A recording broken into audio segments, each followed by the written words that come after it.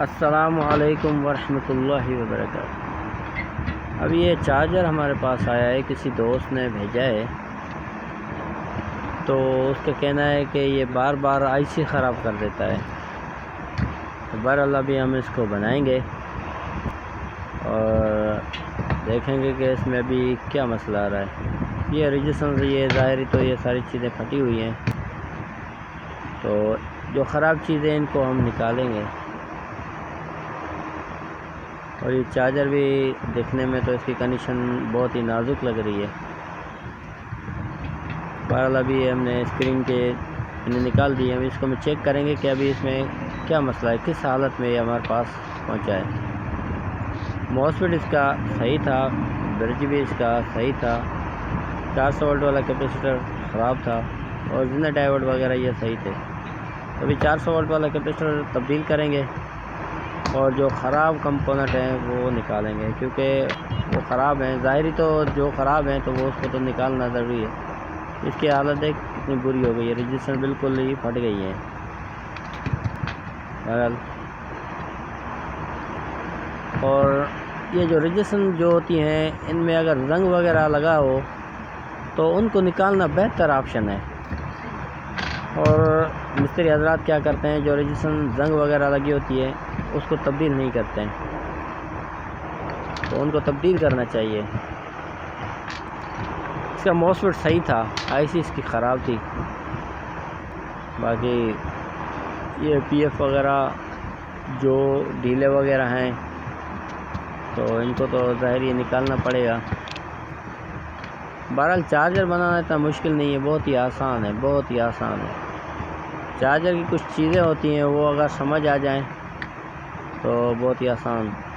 एक तो चार्जर को साफ़ अच्छी तरह करना चाहिए। अगर इसको अच्छी तरह साफ़ करेंगे तो फॉल्ट आपको ज़ाहिर ही नज़र आ जाएगा। काफ़ी उस्ताद मोहतरम ऐसे हैं, अल्लाह उनको खुश रखे, चार्जर को साफ़ नहीं करते हैं, क्योंकि चार्जर में रजिस्टर में अगर मट्टी वगैरह आ जाती है तो उनकी वजह से उनकी हालत बहुत बुरी हो जाती है। और ये कुछ दिन चलने के बाद ये फिर उनमें कार्बन जमा हो जाता है, फिर ये बिगड़ जाती हैं। ये देखें अभी इसमें कंपोनेंट ही गिर रहे हैं। तो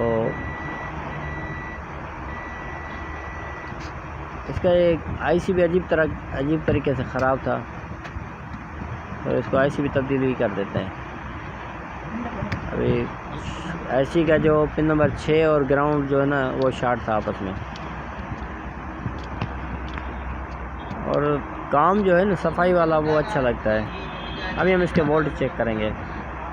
तो इसको लगाया 220 सीरीज़ में और मेन फिल्टर कैपेसिटर के वोल्टेज 239 और वीसीसी के वोल्टेज 25। तो ये जिंदा डायोड भी मेरे ख्याल से ढीला फीला है, इसको भी हम आगे जाके तब्दील कर देंगे। कैपेसिटर डिस्चार्ज करना लाजमी है, नहीं तो करंट लग सकता है। और वीसीसी कैपेसिटर भी डिस्चार्ज करना लाजमी है, नहीं तो ये आईसी ख़राब हो सकती है। आईसी हम इस्तेमाल करेंगे एसटी वाली नहीं है, दूसरी कंपनी के वही इस्तेमाल करते हैं और बेहतरीन काम करती है माशाल्लाह। बाइसिंग भी रेडी हो गई है हमारी। फ्रीक्वेंसी हर्ट्ज़ चेक करना लाजमी है। हर्ट्ज़ होने चाहिए 5 से 7 किलो हर्ट्ज़ के दरमियान होने चाहिए, इससे ज़्यादा नहीं। कैपेसिटर डिस्चार्ज करें और अभी हम इसमें मॉसफेट लगाएंगे। मॉसफेट इस्तेमाल किया है कि 2698 बेहतरीन मॉसफेट है, तोशिबा का है। उसको अच्छी तरह रिशोल्ड करेंगे और हम इसके वोल्टेज चेक करेंगे, आउटपुट पे कितने वोल्ट आ रहे हैं। तो इससे पहले हमने इसका FR260 डायोड निकाल दिया था, ताकि आउटपुट में अगर ज़्यादा वोल्ट बने तो नुकसान ना हो। तो माशाल्लाह वोल्टेज भी ठीक हो गए हमारे। अभी कैपेसिटर डिस्चार्ज करेंगे और उसका जिंदा डायोड और FR260 डायोड वो लगाएंगे, निकला हुआ था। जिंदा डायोड भी लगाना लाजमी है, प्रोटेक्शन के लिए लगा होता है। कभी भी आउटपुट में ज़्यादा वोल्टेज आ जाए तो ये ख़राब हो जाता है। FR260 डायोड काफ़ी बार ऐसा हुआ कि डायोड सही होता है लेकिन काम सही नहीं करता होता है। अभी हम इसके वोल्टेज चेक करेंगे, देखते हैं कि ये चार्जर हमारा कैसा काम कर रहा है। नहीं, अभी भी सही काम नहीं कर रहा है, ये लोड सही तरीके से नहीं उठा रहा। देखें लोड उठा के फिर छोड़ रहा है। तो ये ज़्यादातर मसला आता है पिन नंबर 3 पे जो पीएफ लगा होता है करंट सेंस के लिए। हाँ, वही उसी की वजह से मसला आता है। फिर भी नज़र लगाते हैं कोई और तो कंपोनेंट ढीला वगैरह नहीं है।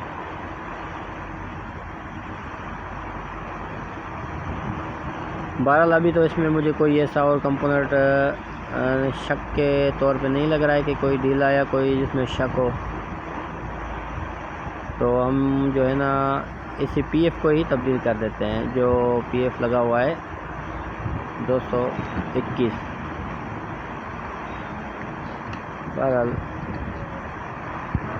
अच्छा, पहले FR 207 डायोड तब्दील करें। हो सकता है इसकी वजह से भी लोड ना उठाओ, क्योंकि ये FR 207 डायोड ऐसी चीज़ है कि होता तो सही है लेकिन सही नहीं होता है। तो कभी कभार ऐसा हो जाता है। इसमें न्यू लगाएंगे FR 207 डायोड और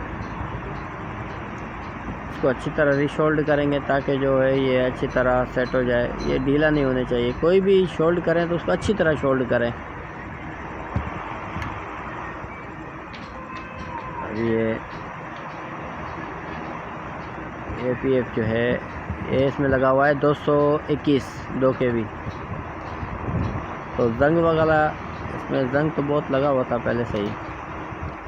अभी इसमें लगाएंगे 101 का।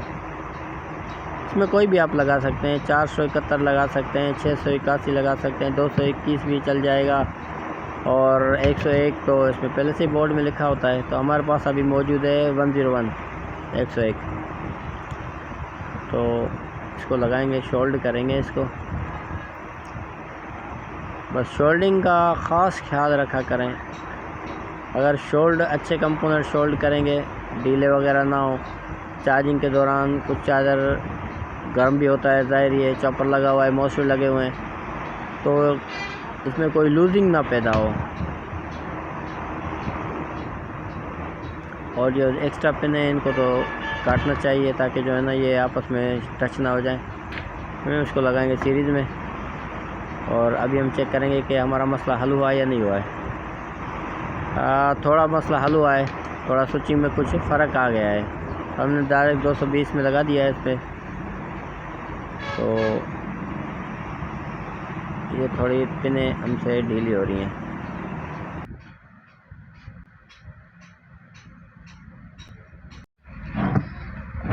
अच्छा, ये चार्जर तो चल रहा था लेकिन थोड़ा चॉपर में आवाज़ आ रहा था और लोड वगैरह से ही उठा रहा था। तो मैंने स्नोबर वाले दोनों पीएफ तब्दील कर दिए।